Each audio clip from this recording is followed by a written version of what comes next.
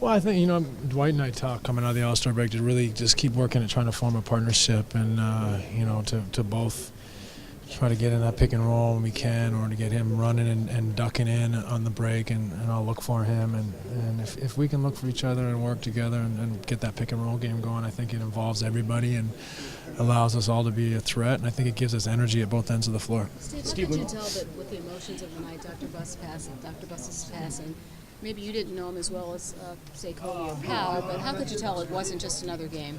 Well, I think the pregame, it was a pretty emotional crowd, and obviously what he meant to the city and franchise, and I think it's not lost on all of us, regardless of how long we've been here. I had an opportunity to meet Dr. Buss, and it was a very special opportunity, and he was an incredible person.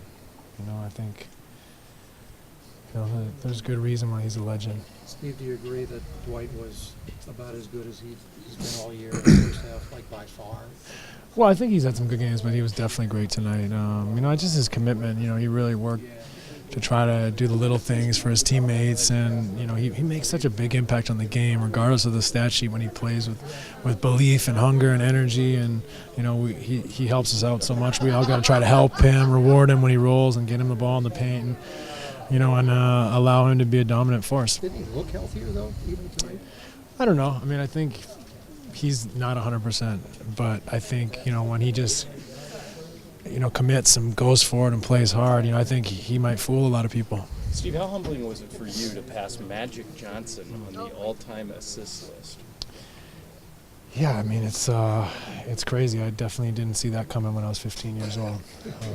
It's just what can I say? It's almost embarrassing. He's an idol of mine, and I grew up watching him and idolizing him and trying to emulate him, and to do it here in LA at his franchise is definitely special. In what ways do you think you were able to do that? Because obviously, physically, you're very different players. Mm-hmm. Yeah, I think we're much different physically, but I think we have the same ideas, similar mentalities. We both have a knack and a creativity to try to find angles and opportunities to get our teammates the ball and put pressure on the defense and think ahead. And so, I think in many ways we play the game with a similar idea, and just have to do it in different ways because of our differences. So when you were 15, were you thinking more passing Bobby Orr than you were? Well, I just quit hockey a couple of years ago, so I was hoping to be a basketball player, but it wasn't too many NBA players on my block.